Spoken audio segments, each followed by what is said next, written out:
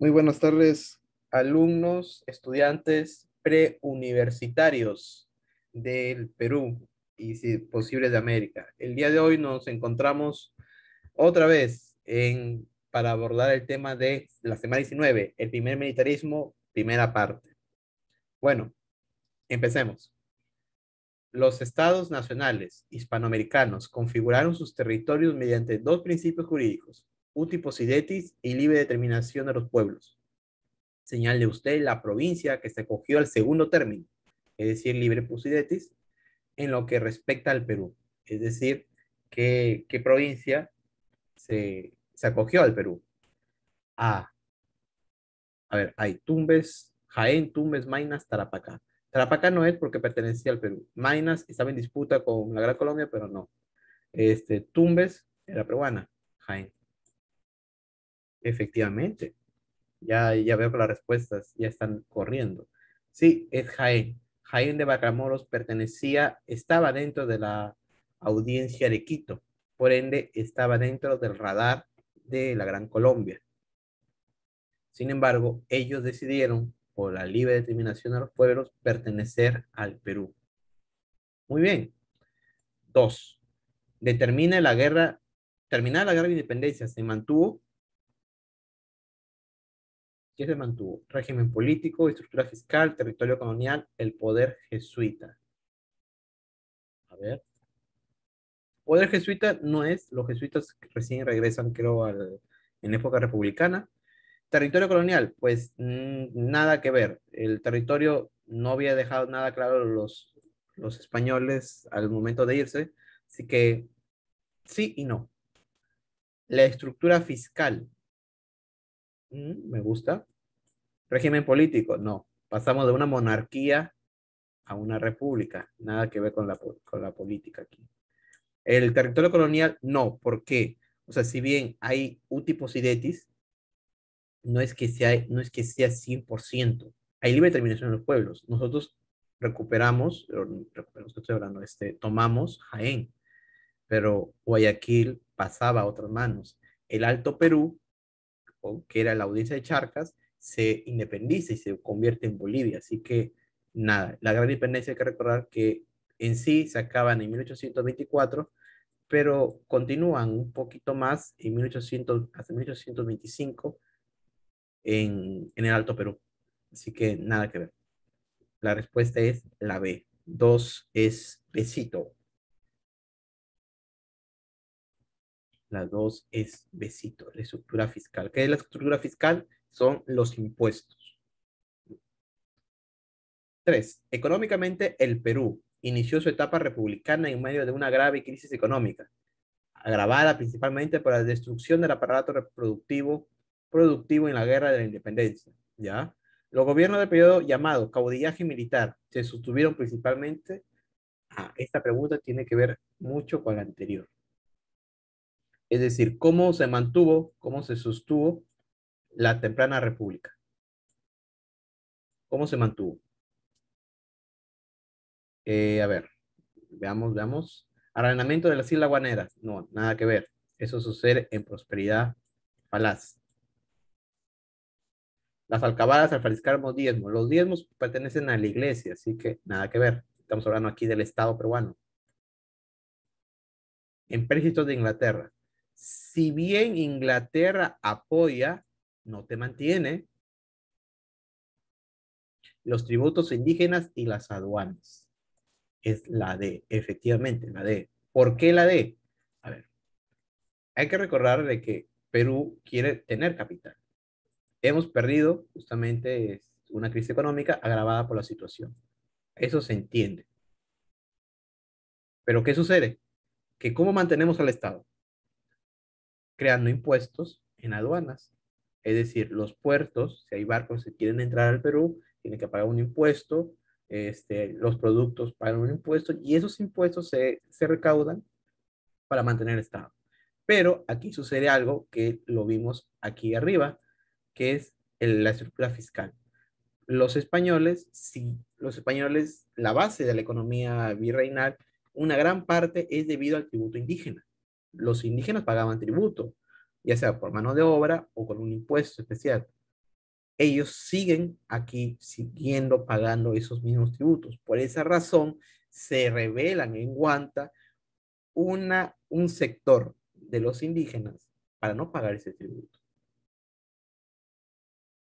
Eso, el de la rebelión de Ichicanos, no recuerdo bien la pronunciación, Ichicano creo que es, pero es en Huanta, en Ayacucho. Ya lo habrán visto en la época de teoría, en la clase de teoría, pero es justamente esto. ¿Cómo se mantuvo la temprana república? Con los tributos indígenas y las aduanas. Iquichanos, gracias por el dato. Iquichanos, no me acordaba la pronunciación. Esto, acerca de los iquichanos, tiene que ver mucho con la economía naciente de la república. Muy bien, están pilas. Además, hasta ya corrigen a su profesor. Tan excelente. 4. El caudillaje militar, los caudillos militares, perdón, que venían a derrotar a los españoles, se enfrascaron en feroces luchas por el control del Estado. Varios de ellos fueron de carácter autoritario y restringieron las libertades ciudadanas, como por ejemplo, no entiendo un poco, a ver, estamos hablando de los caudillos militares, ya, pero, estamos hablando de los caudillos, pero quiere que marquemos los que tienen carácter autoritario y resurgen esto. Si es así, un datito curioso es que según el gran historiador de la República, Jorge Basadre, a él lo tilda a José, él tilda a José Lamar como una persona fácil de manipular. Por esa razón salió elegido presidente, porque las castas, las élites podían dominar al presidente, podían dominar al jefe. Así que, si es así, no tiene carácter autoritario, así que F. Agustín Gamarra se casó con la mariscala, está que por demás. Salaberry, a ver, Agustín Gamarra sí es. Salaberry también muestra indicios de autoritarismo. Es más, a los 28 años, a ver, 28 años de Salaberry sí muestra ese carácter. Así que la respuesta es la B. José Luis de Orbegoso, no tanto. Aquí más es carácter autoritario, o sea, sí eran dictadores, más que nada. ¿Me entienden? O sea, Orbegoso aquí no es. Orbegoso como aquí es, anula a Gamarra. Felipe Santiago Salaverry, sí es, pero por Orbegoso lo anula. La respuesta es la B. ¿Quiénes eran los dos por ser golpistas también? Sí, es más, el inicio de la República, iniciamos con un golpe de Estado, pero la seguimos embarrando por discrepancias, peruanos versus peruanos, más que todo. Pero hay que recordar que el caudillaje está bien fundamentado para la época. ¿Qué son los caudillos? Los caudillos son aquellos militares que dan la independencia al Perú. Si ellos dan la independencia, ellos pueden gobernar. Hay que recordar que también que la élite criolla está totalmente dispersa. Recién se afianza esta élite ya en prosperidad falaz.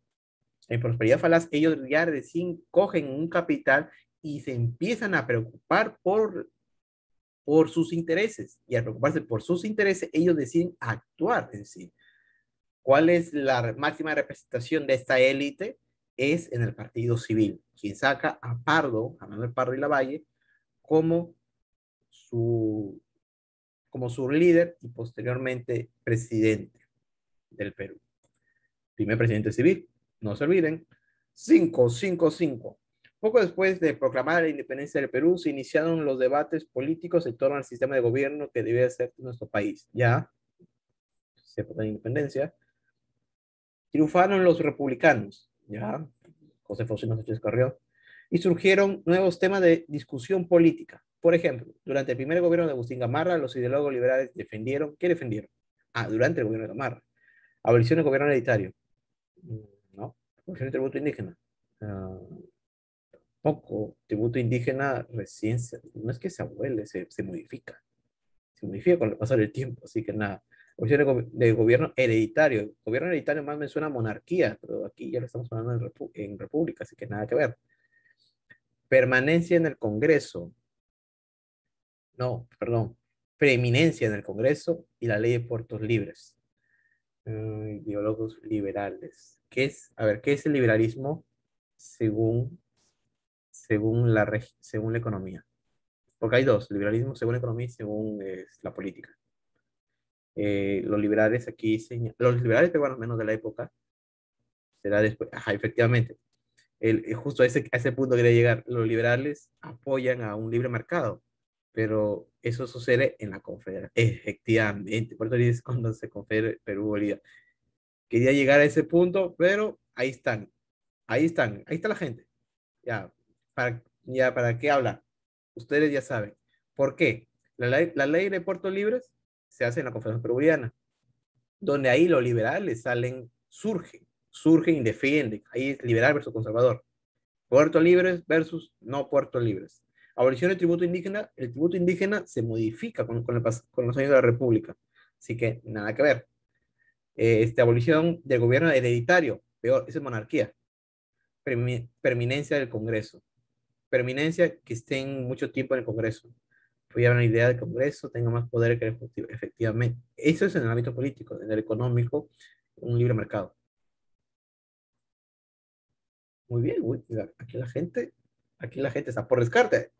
Eso es lo bueno de las preguntas, a menos DECO, o a menos las DECO, que tú puedes sacar por descarte. Lees un texto, lees las alternativas y tú las vinculas. Eso es raciocinio. Eso es lo que te quiere evaluar San Marcos. Y lo que te quiere evaluar otras universidades que ya están mandando a hacer modificaciones. Así que ten atento. Más que aprenderse datos, es comprender la pregunta y comprender la circunstancia histórica. 6. Denunció el gobierno autoritario del mariscal Agustín Gamarra y concluyó su discurso con la frase: yo debo acusar, yo acuso. Al ojo, Francisco de Paula Santander. Latito curioso de Francisco de Paula Santander, que él fue un visionario. Francisco de Paula Santander, ¿qué estoy hablando? Francisco de Paula González Vigil, Santander es otro. Él era un clérigo, es decir, un sacerdote católico. Este sacerdote católico, a pesar de haber estado en el Congreso, él apoyaba la noción de un país, la caligrafía, laico. País laico. ¿Qué es un país laico, profe? Un país laico es aquel país, es aquel estado que no tiene una religión oficial. Tiene libertad de culto, no te va a discriminar, etcétera, etcétera, etcétera. El Perú es un país laico en tiempos actuales. En el papel sí, pero vemos que en diferentes actos, los ministros, los congresistas, etcétera, etcétera, etcétera, dicen, yo juro por Dios y por la patria. Sin embargo, hay gente que no cree en Dios, etcétera. Exacto, el laico pueden enseñar religión en los colegios. No, te cito el caso de Francia. Francia es un país laico, así que cada provincia, en todo el territorio francés, no se enseña religión, salvo uno, Estrasburgo. Estrasburgo es una ciudad que escogió permanecer enseñando la religión católica. O sea, hay libertad. Puedes enseñar, no puedes enseñar, qué religión, si quieres enseñar, qué religión puedes, etcétera, etcétera, etcétera. Ese es un país laico. Francisco González Vigil, a pesar de ser sacerdote, apoyaba la noción de un país laico. Claro, la iglesia se le saltó encima. Ajá, efectivamente, solo que, bueno, manifestaciones culturales, ideología, etcétera, etcétera. Así que eso ya sería un debate, pero para que queden claro, uno de los pioneros de de un país laico es justamente el mismo que hizo la acusación de yo acuso al mariscal Gamarra. Claro, mariscal Gamarra, que estoy confundiendo. 7. La fórmula general que se adoptó para aplicar el principio de uti possidetis en la configuración geográfica de los nuevos estados-nación hispanoamericanos surgidos en la Gran Independencia, se refería a la posesión de los territorios que, a ver, vamos de abajo para arriba. Los pueblos tenían en la segunda mitad del siglo XVIII, 1700, no nada que ver. Hasta se siguió editando en época borbónica, claro, en época borbónica. Los pueblos poseían al término de la guerra de independencia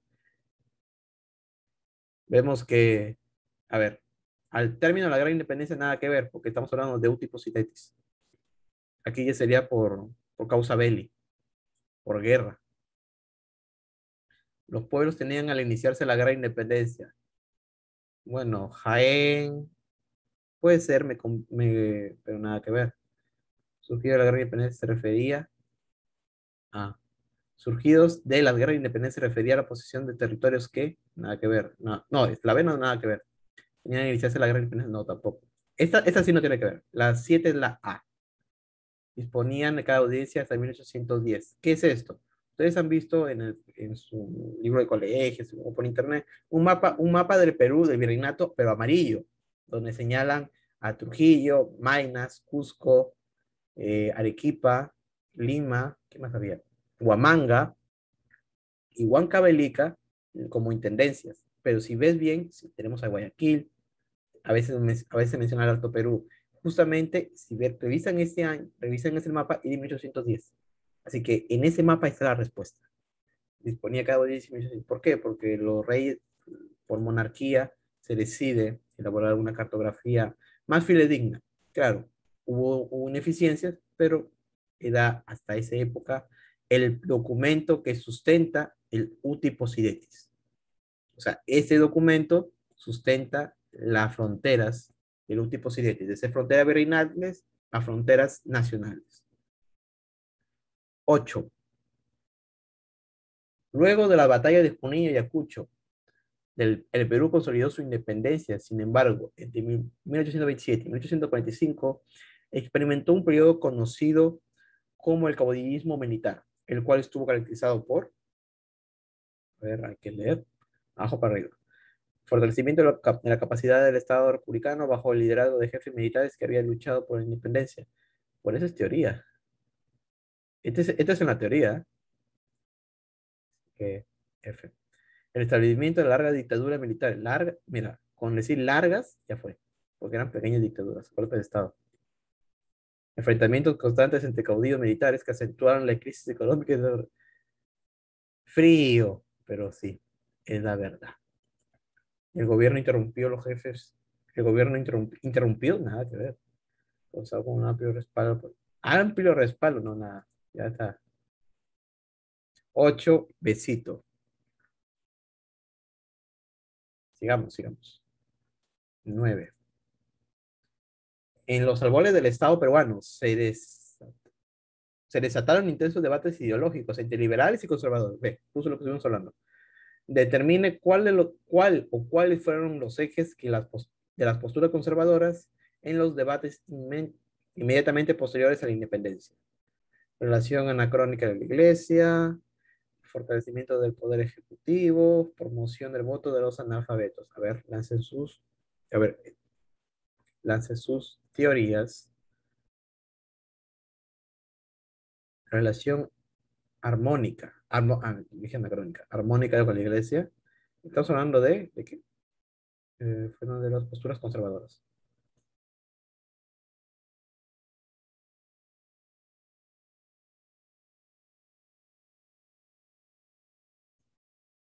Uno, dos, uno, dos. Sí. Conservadores. Creo que hacer una comparativa con, con la actual política estaría un poco de más para saber quiénes son los conservadores y quién no era conservadores. Era del otro, no, son conservadores ejecutivos. ¿Sí saben? 10. Tras el retiro de Bolívar, 1826, el gobierno recayó en la responsabilidad de quién fue el jefe de Estado tras la ida de Bolívar.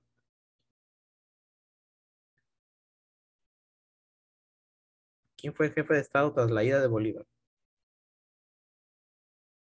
Tras la ida de Bolívar,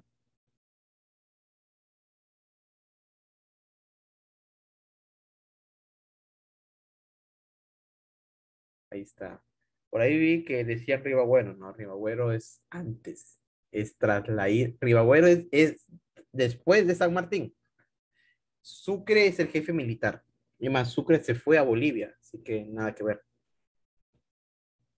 Nada que ver. Sucre creo que es considerado en Bolivia como el primer jefe de Estado, si la memoria no me falla. Sucre se fue a Bolivia, más que todo. Y en Bolivia luego lo regresan. Pero no, aquí en Perú al menos es la mar. La mar que aquí rescato lo que ya dije antes, según Basadre, la mar es una persona de carácter apacible, era manipulable. ¿Por qué era manipulable? Fácil, por la élite. Las élites querían tener el control de la presidencia. 11. Las fronteras del Perú al inicio de la época republicana fueron establecidas basándose en el principio de Posidetti, decisión del Papa, libre determinación, decisión del Rey,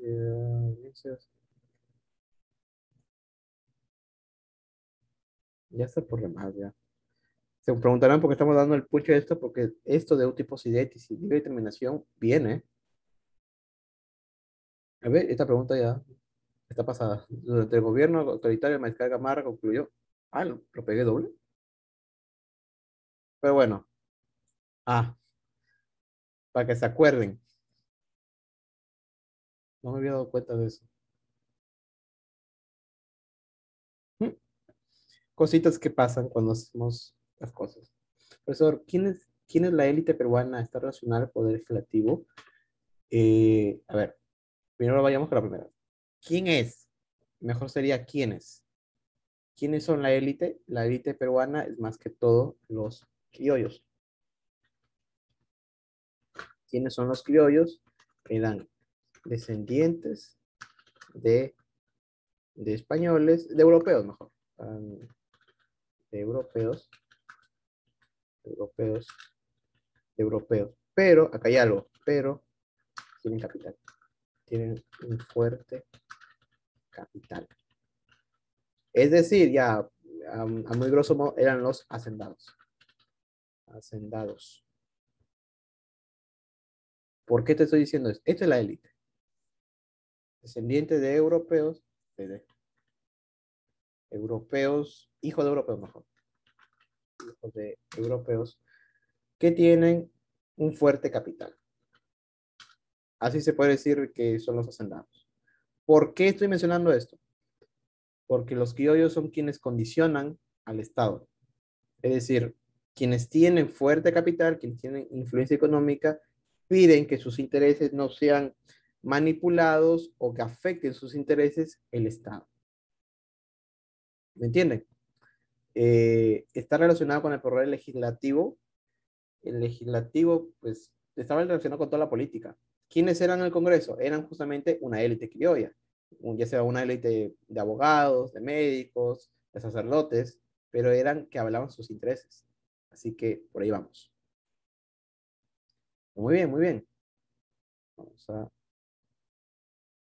No, no. Sigamos. 13. Prohíbe que ya estaban contestando. 13. La deuda externa peruana, iniciada en la República con los empréstitos de Francia, Estados Unidos e Inglaterra.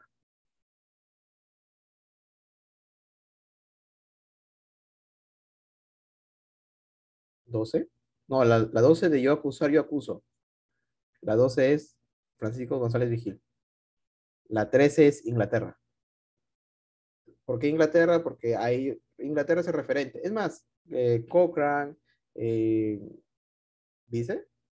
Wyss, no recuerdo bien su apellido. Miller, son ingleses.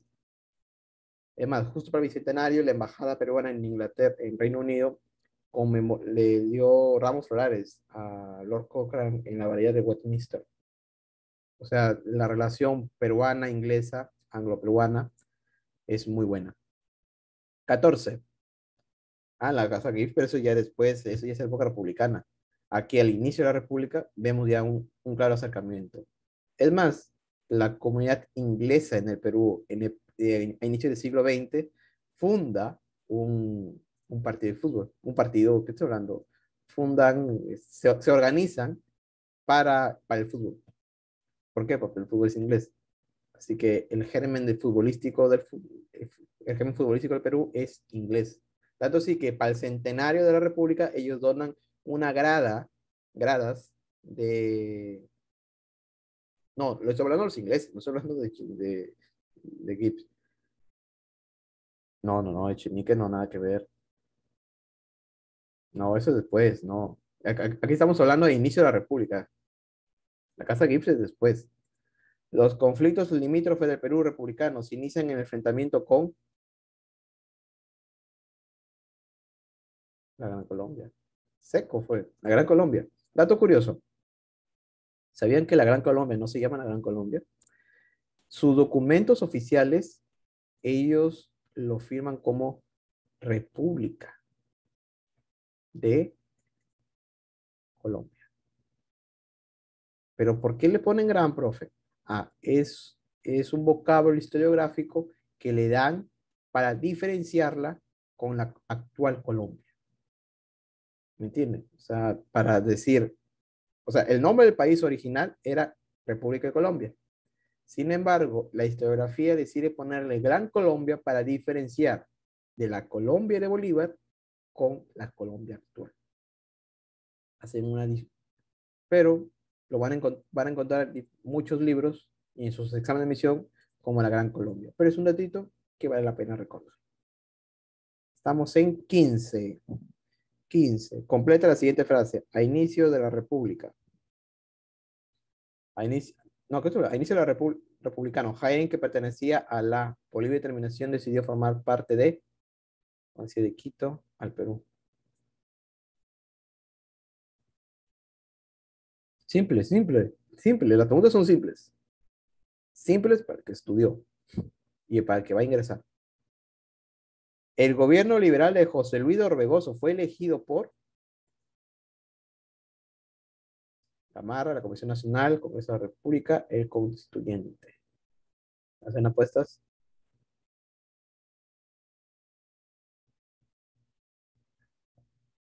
¿Quién fue Orbegoso? A ver, ¿quién me dice quién fue Orbegoso?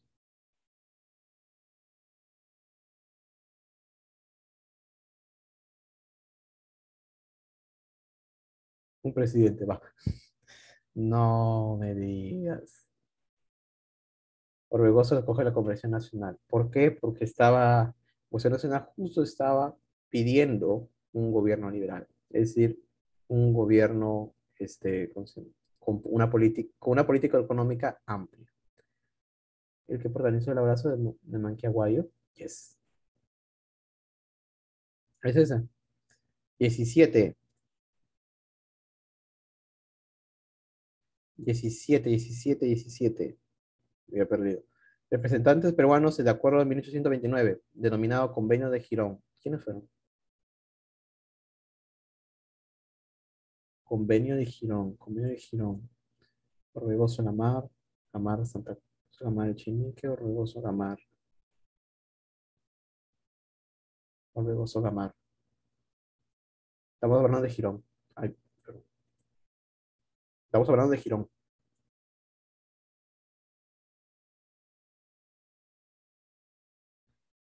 Abrazo, avión. 17, avión. ¿Qué fue? Avión. 18. Una vez el gobierno con el fin de salvaguardar los obrajes de su terruño, y te están dando la pista, y distribuir el poder entre la capital y el interior, Agustín Gamarra instaló un régimen de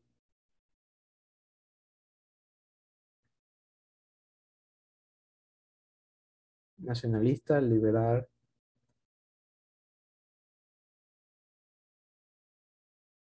Estamos hablando de, a ver, aquí voy a poner a explicar un ratito.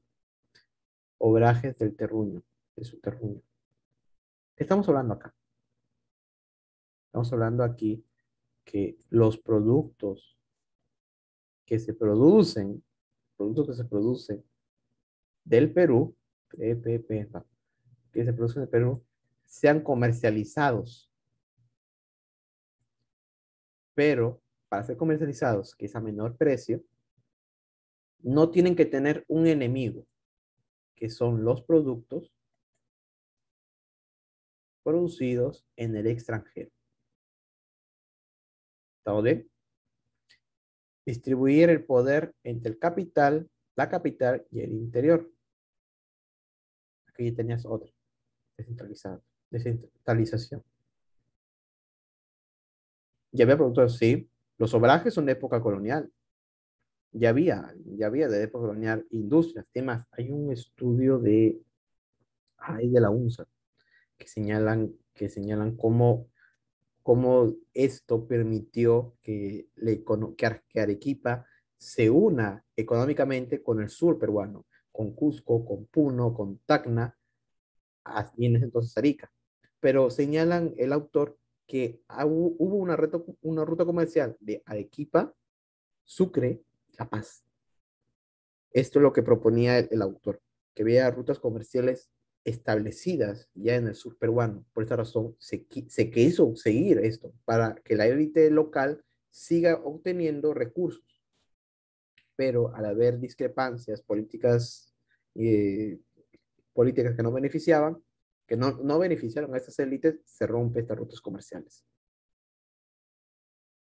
Muy bien, muy bien. 19.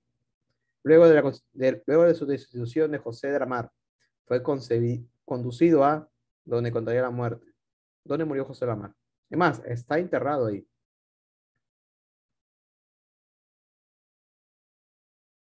Está enterrado. Costa. Está enterrado en Costa Rica. Sí, Costa Rica. Está enterrado ahí.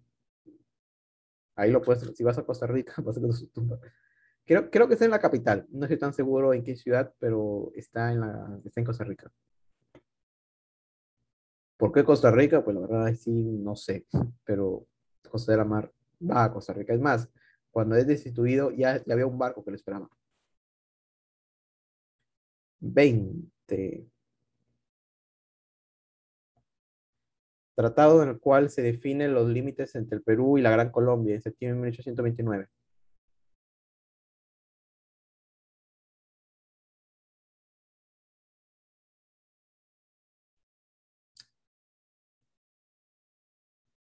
Ya está, ojo cerrado. Ojo cerrado, la red Google. Aunque eso está mal redactado, con un guión. ¿Por qué se llama la red Google? Pues fácil. Hubo uno de ellos que era peruano y otro que era gran colombiano. Es más, un episodio de la Gran Colombia es el mariscal Domingo Nieto. ¿Quién es Domingo Nieto? Domingo Nieto era un militar del ejército, para la redundancia, que hizo una justa con un gran colombiano por la guerra. ¿Por qué hizo una justa? Porque iban a entrar en batalla, pero él decide, no, ¿para qué vamos a derramar sangre? Mejor nosotros mismos peleamos y el que gana esa posición.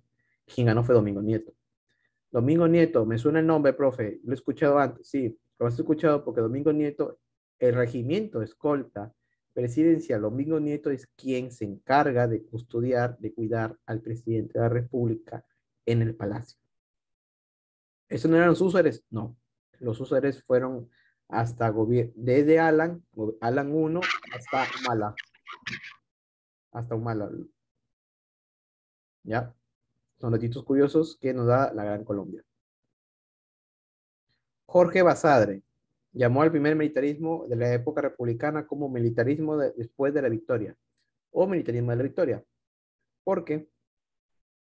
Porque toma como referencia el acto público cuando San Martín proclamó la independencia, tiene en cuenta la victoria de los patriotas en la batalla de Junín, fue un periodo de los gobernantes militares, no, ya estás mal, fue un periodo de gobernantes militares que toma como referencia el triunfo patriota en la batalla de Ayacucho. Ayacucho es la razón. 21D. Vamos por la 22. El levantamiento de Iquichanos. Ahí está, gracias por el dato, que me había olvidado de pronunciarlo. Iquichanos de Ayacucho, especialmente en Huanta, contra el gobierno del general José Lamar, estuvo dirigido por, ¿quién fue su líder? Aravirca, Ignacio Pinamilca, Luis Pardo, Rosendo Maki. Rosendo Maki no es uno de literatura, así que ya saben quién es. Rosendo más quiere literatura, si la memoria le falla es del mundo de Sachuya ajeno. Sí. Ah, pregunta trampa, pregunta trampa. Ah, estudien literatura. ¿Te ves que están flaqueando por ahí? Ara- Araxia,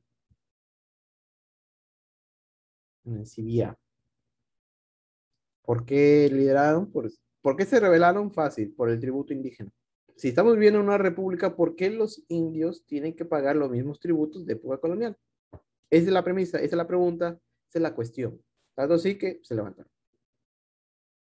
Nada más, no hay mucha lógica aquí, porque ellos estaban viviendo una disconformidad que luego sería gritada.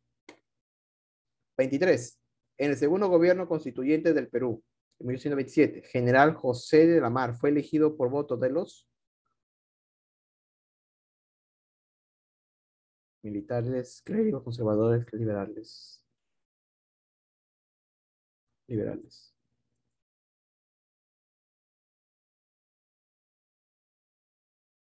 24. Las batallas más importantes en la guerra entre el Perú y la Gran Colombia fueron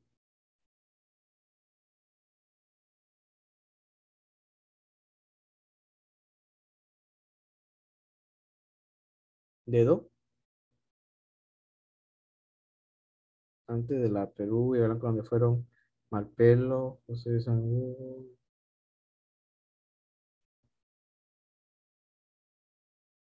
A ver, va, dice A, B, A, D, perdón,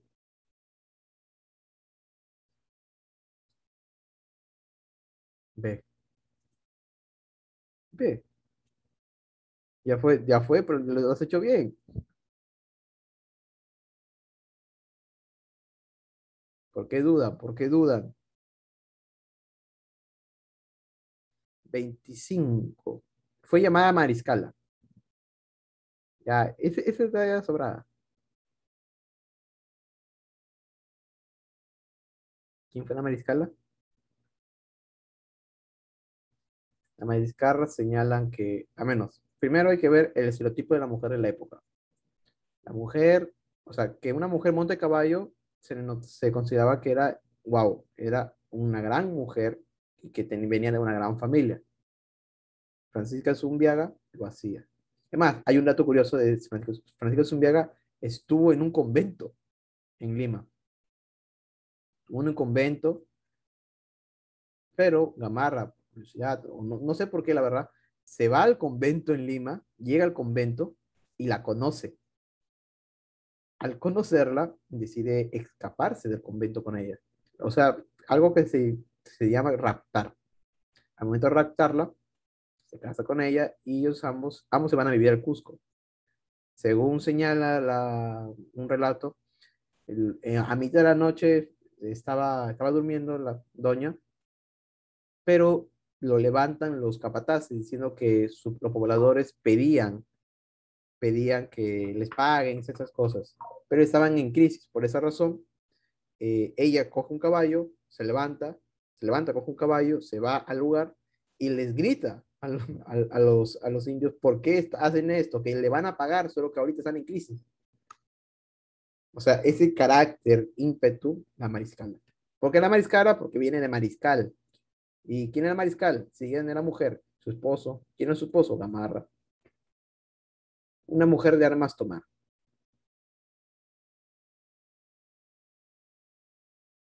26. Basada en haciendo referencia a uno de los caudillos militares que encarna el primer militarismo, dice, perdió el poder, la vida y la guerra en Ningavi. ¿Quién murió en Ningavi? ¿Quién murió en Ningavi? Gamarra. El único presidente que hasta ahorita tengo constancia que haya fallecido en una guerra, en un conflicto. Pobre Gamarra, ¿no? Se fue a conquistar Bolivia y murió. Bueno, cosas. Fake F. 27, ya acabamos, ya acabamos. 27. El levantamiento de los iquichanos en Ayacucho contra el gobierno del general José Lamar estuvo dirigido por. A ver, es la misma pregunta. Ok, me estoy palteando. Hay dos preguntas que han venido repetidas. Perdón, perdón. Seguramente la leí, la marqué y ya, nada que ver. Está enamorado. Las tareas, la universidad. Ya sabrán lo que es sufrir en la universidad. 28. Ah, del estudio, eso sí, puede ser. Pues puede ser, aunque a veces lo odio. 28, y con esta acabamos.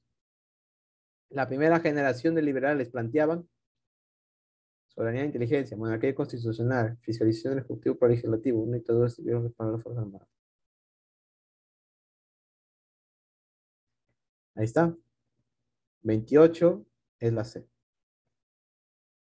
Hay una pregunta acerca del tema y que no sea que me haya confundido por las preguntas. Hablen ahora o callen para siempre. Bueno, muchachos, si es así, voy a acabar con la grabación pero no se muevan, no se muevan. Voy a acabar la grabación y muchas gracias por su atención en esta semana de la semana, en esta clase de la semana 19, el primer militarismo, parte uno.